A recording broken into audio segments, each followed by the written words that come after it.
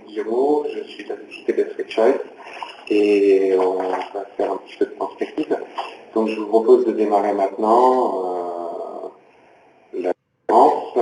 Donc 3, 2, 1, 0, c'est parti.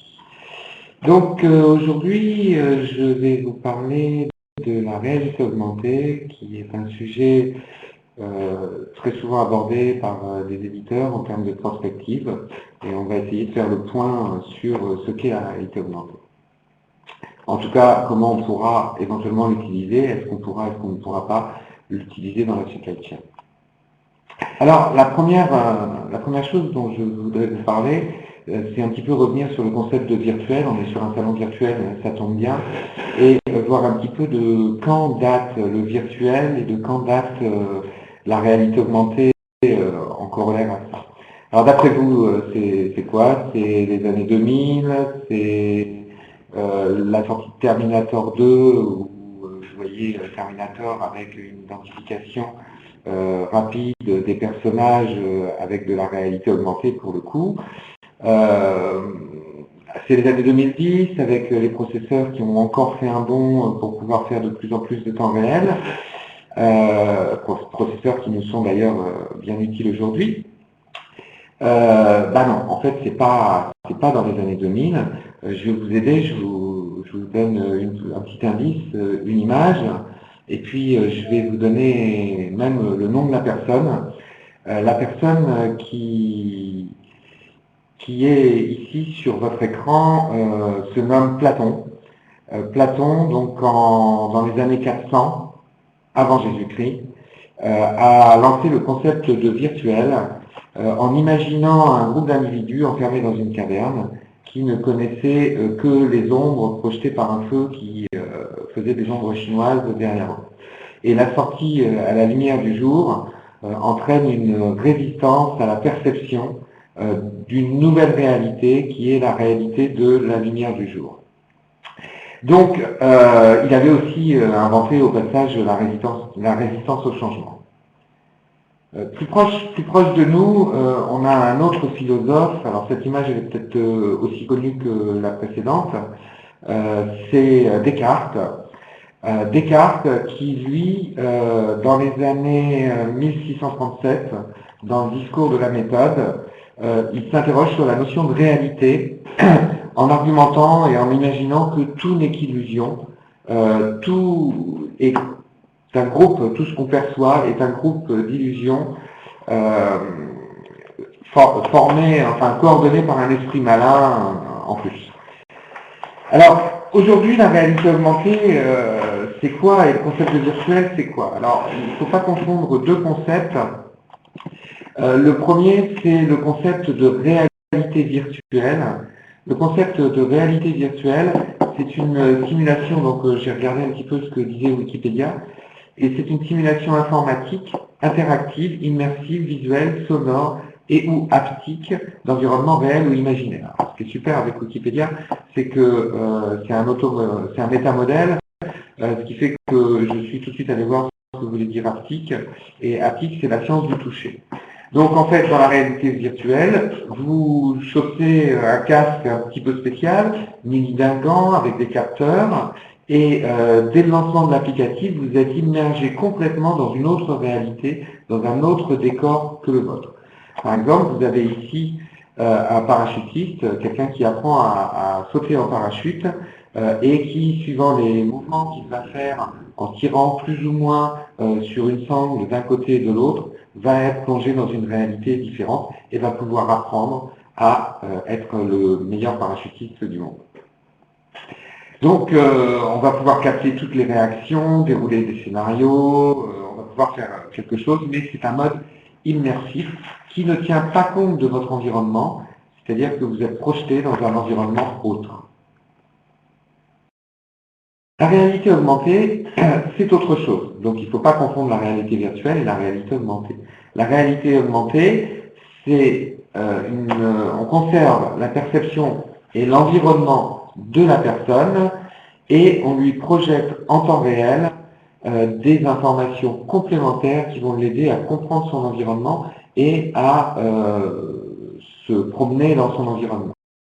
Vous avez ici, par exemple, l'application la plus connue, qui était celle de sortie en 2009, donc ça fait quand même un certain temps, qui était celle du métro parisien, où à travers un iPhone, on pouvait visualiser différentes informations sur la localisation des différentes stations de métro dans l'environnement dans lequel on se trouvait. Et puis vous avez un dernier concept qui est le concept de réalité virtuelle augmentée qui est apparu il y a une dizaine d'années, qui est abandonné aujourd'hui. C'est un petit peu, on n'arrête pas le progrès, mais là aujourd'hui il y a non seulement la réalité virtuelle peut exister, elle peut être virtuelle, mais en plus elle peut être virtuelle augmentée. En fait, le terme est utilisé un peu à tort et à travers, et on parle maintenant soit de réalité virtuelle, soit de réalité augmentée. Alors voyons un petit peu ce qu'on peut faire et quelles sont les technologies aujourd'hui pour la réalité augmentée. Les technologies, puisque c'est bien de la réalité augmentée qu'on va parler aujourd'hui, les technologies sont des technologies basées sur des lunettes. Donc on en a tous les jours des nouvelles. La plus connue, bien sûr, c'est la Google Glass. C'est difficile en France de se les procurer pour le moment, puisqu'elles ne sont commercialisées qu'aux USA et au Royaume-Uni. Elles coûtent environ 1500 $ pièce, donc c'est pas donné, elles sont relativement fragiles, et aujourd'hui on est capable de mettre sur la paire de lunettes que vous trouvez ici en haut sur la droite, on est capable de monter des optiques différentes, par exemple pour régler tout le problème de myopie ou de défaut de vision des personnes. Alors, moi je m'en suis procuré des lunettes de réalité augmentée, je vais les mettre, et en fait donc j'ai mes lunettes de réalité augmentée, et là, si je regarde bien droit à la caméra, je vous vois, il y a une personne qui est encore en pyjama, c'est étonnant quand même à ce temps-là, mais d'un autre côté c'est bien pour le salon virtuel, on peut le faire de chez soi. Et puis là, on vous voit un petit peu faire plein de choses. À chaque fois que je vois un nom, j'ai la photo qui apparaît. Alors, vous l'avez compris, évidemment, c'était une petite blague. Ça fonctionne pas tout à fait comme ça. Heureusement, c'est-à-dire qu'on va pouvoir détecter des choses dans son environnement, les décoder et derrière avoir une vision augmentée de tout ce qui se passe. Donc, pas la peine de mettre la main dans votre caméra, hein, je vous rassure, je vous vois pas. Et tout ça aussi pour dire que la réalité augmentée a alimenté pas mal de fantasmes. Sur YouTube, j'avais vu une vidéo où une personne passait un entretien d'embauche face à quelqu'un qui avait des Google Glass. Alors c'était de la prospective également, mais au fur et à mesure où la personne montait sur son parcours, le recruteur voyait, en réglant ses Google Glass, voyait apparaître des vidéos, par exemple elle disait qu'elle était très calme, qu'elle ne criait jamais, et on la voyait en vidéo à travers les Google Glass du recruteur en train de hurler sur quelqu'un ou autre.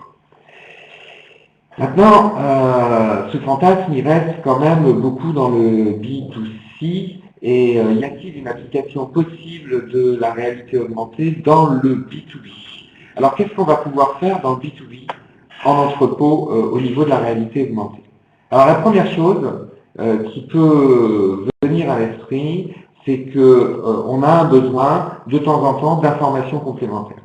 Donc, une des premières choses qu'on pourrait imaginer, c'est à l'aide de ces Google Glass, en appuyant juste sur le bouton, alimenter la caméra et voir tout de suite l'article en fonction de l'article ou le code barre, puisqu'on a quand même la chance d'avoir des codes barres, donc utilisons-les. En fonction de l'article sélectionné, on va pouvoir voir le détail des données articles, est-ce que le packaging est bon, on va pouvoir faire du contrôle qualité, et en cas de doute, en cas de prélèvement, on va pouvoir regarder, vérifier qu'on prélève bien le bon article. La deuxième chose possible au niveau de la réalité augmentée pourrait être l'acquisition du code barre. Puisqu'on parlait de code barre, là, le préparateur regarde le code barre et automatiquement, il a acquis le numéro de code barre plus la totalité des données qui peuvent être portées par le code barre, par exemple un EN128 avec SCC, des DLIO, des DLV, un numéro de lot, etc. De la même manière, on pourrait imaginer qu'un préparateur qui est équipé d'un casque vocal pourrait avoir une reconnaissance automatique simplement en regardant du code détrompeur. Comme ça, on est sûr qu'il se positionne bien en face au bon moment, après avoir fait le trajet et pas avant quand il lit le code détrompeur, ce qui est une problématique qu'on connaît bien tous. Donc, il faudrait avoir accès à ce code détrompeur, on le voit, on voit le code détrompeur, on le décode, on sait que le préparateur est au bon endroit. On peut aussi imaginer en fin de préparation, lorsque le préparateur veut contrôler une palette, avoir une reconnaissance un petit peu comme dans les caméras qui filment la totalité d'une palette à condition d'avoir les codes barres tous dans le même sens. On pourrait imaginer que le préparateur, simplement en regardant la palette et en tournant autour, pourrait avoir une reconnaissance complète de son contenu en flashant, entre guillemets, en reconnaissant par l'intermédiaire des lunettes la totalité de la palette préparée dans l'entrepôt. Donc contrôle en fin de préparation. On a également des possibilités différentes sur le fléchage dans l'entrepôt. Lorsque vous avez un entrepôt de 100 000 m², par exemple, vous avez un nombre d'allées impressionnant et les préparateurs, lorsque vous avez un nouvel intérimaire ou un préparateur qui démarre, vont avoir un petit peu plus de mal à se repérer dans l'entrepôt. Donc plutôt que de lui expliquer à l'aide d'un plan où se situe l'allée AZ32B47, il va pouvoir directement avoir un fléchage à travers ses lunettes qui lui permet de savoir qu'il faut tourner à gauche après l'allée D, qu'il faut aller à droite ensuite après l'allée 57 et se retrouver devant la case à prélever. Toujours dans l'assistance, on peut imaginer faire du pick by light assisté avec du picking assisté. Le préparateur a un casier, par exemple, en face de lui, avec 100 articles différents à prélever, et on lui noircit les casiers dans lesquels il ne faut pas qu'il prélève, et on lui allume, simplement, à travers les lunettes, où on lui souligne d'une certaine manière, le casier dans lequel il va pouvoir préparer. À ce moment-là, on peut aussi vérifier que la main qui prend l'article rentre dans le bon casier et qu'il n'y a pas de problématique de prélèvement d'article. Idem, lorsque on fait du précolisage, des fois il est difficile de refaire un carton aussi bien fait que celui qui a été constitué par l'algorithme de précolisage, surtout lorsque les algorithmes sont très très performants, et on pourrait aider le préparateur à placer dans le carton en lui expliquant à quel endroit il faut qu'il place dans le carton les différents articles. On peut imaginer également d'autres choses. Je cite ici l'inventaire au regard, c'est-à-dire qu'on peut, en regardant simplement un emplacement, condition qu'il n'y ait pas forcément beaucoup de colis, faire un inventaire direct par caméra, avec la caméra de la lunette, de la Google Glass par exemple, embarquer dessus et dire, voilà, j'ai bien vu qu'il y avait 3 cartons ou 3 articles dans mon picking, et faire tout de suite un inventaire. Ça peut être également de l'aide au chargement. Je suis en train de transporter une palette, je regarde simplement la semi dans laquelle je rentre ma palette, qui bénéficie d'un code à ce moment-là, qui a un code barre sur la porte, par exemple, ou sur la porte du quai, et je sais exactement si je suis allé dans le bon camion ou pas, pour pouvoir régler les problèmes de dévoiement.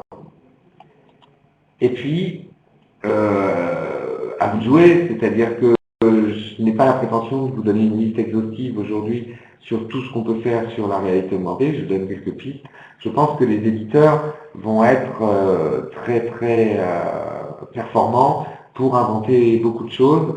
Restera quand même à trouver le ROI derrière pour vérifier que chaque fonctionnalité apporte plusieurs choses, et notamment du gain en efficacité, en fiabilité. On peut aussi ajouter par exemple la gestion des corbeaux. La gestion des corbeaux, on a une problématique au fait simple, qui est de savoir lorsque la palette est sur un corbeau, si on doit la rentrer visuellement ou si on doit la sortir. On pourrait imaginer aussi qu'avec la réalité augmentée, on regarde le corbeau et qu'on sache exactement s'il est vert, il faut rentrer la palette dans les racks à allée étroite. S'il est rouge, c'est qu'elle vient d'être sortie, il faut l'amener sur un quai quelconque. Alors, on ne fait pas de la réalité augmentée pour forcément se faire plaisir, on fait de la réalité augmentée pour avoir des gains. Les gains sont des gains avec des axes classiques de ROI. Le premier, c'est l'augmentation de la productivité. On peut imaginer 20 à 30% d'augmentation de la productivité, je vais revenir dessus tout à l'heure. Le second, c'est d'augmenter la fiabilité et la rapidité de cette fiabilité, c'est-à-dire qu'en regardant un code barre, on l'a flashé et on sait exactement ce qu'il y a dedans, alors que autrement, il peut sortir son matériel, le flasher ou donner le code barre en vocal.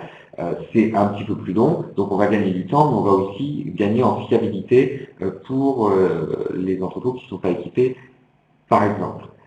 Et puis générer un confort supplémentaire. Bon, celui-là, il permet aussi de vendre la totalité aux personnes qui vont utiliser la réalité augmentée. Il y aura un confort, mais il y aura une gêne à l'utilisation des lunettes, c'est quasi sûr. Alors, est-ce que c'est vraiment faisable? Ça, c'est la question qu'on peut se poser. J'ai repris ici les grandes évolutions des dernières, de ces 30 ou 40 dernières années. En 1980 apparaît le WMS, en 90 la radiofréquence, en 2000 le vocal, c'est dans ces eaux-là. Hein.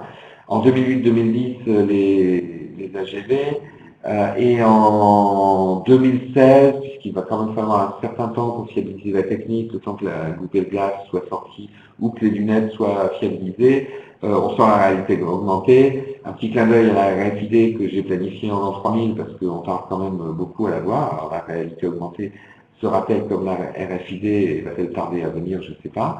Mais à chaque fois, on a fait ça dans plusieurs optiques. Et les optiques, si mon slide s'affiche, les optiques, c'est d'augmenter la rentabilité. Et les questions qu'on peut se poser, c'est jusqu'à quand va-t-on augmenter la réalité? Y a-t-il pas un moment où il faut dire stop et préserver aussi notre machine qui est l'homme, finalement, et arrêter de lui ajouter de la pénibilité? Si vous prenez 20% de gain de productivité obtenu à chacune des fonctions que j'ai citées, ça veut dire qu'on a quelque part doubler la charge du préparateur, la charge que le préparateur peut réaliser en entrepôt, avec 5 augmentations de 20% successives, on a grosso modo doublé la charge physique que le préparateur va porter. Et ça, il y a un moment où les CHSCT vont devoir, et la CNAM, vont devoir se saisir du dossier parce qu'il y a quand même une charge maximale que peut porter un humain. Quid des myopes, quid de la sécurité et des accidents du travail. La réalité augmentée, elle va projeter des choses dans les lunettes. Donc on peut imaginer que quelqu'un qui conduit, par exemple, qui conduit un chariot,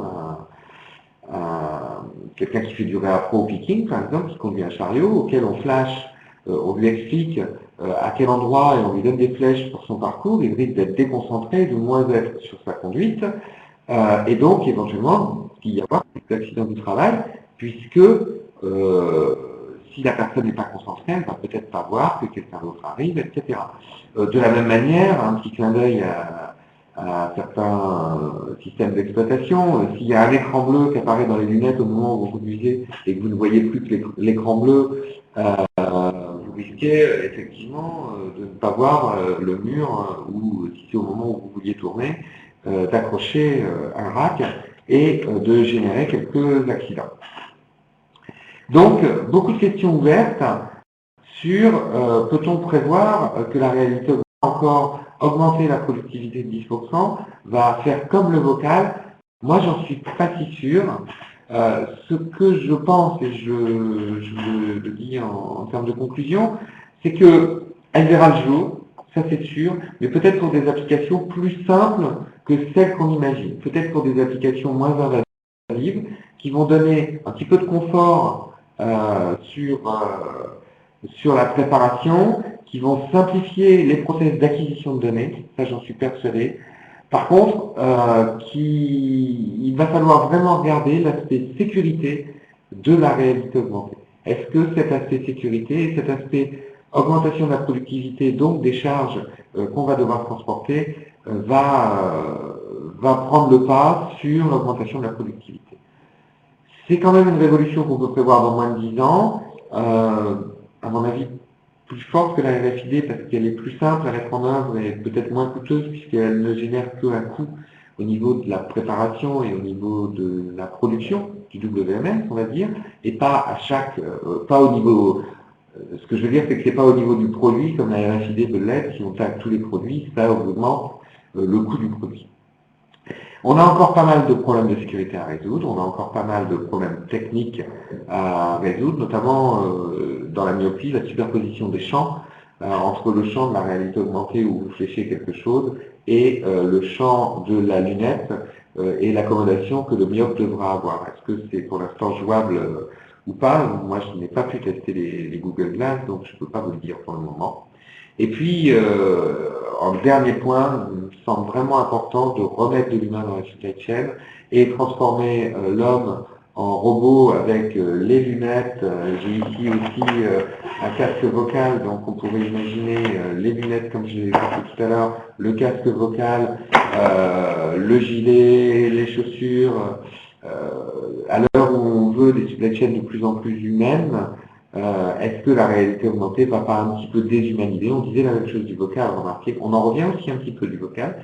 Donc, est-ce qu'il ne faut pas à un moment s'arrêter et faire à la réalité augmentée un certain nombre de choses, mais pas trop de choses?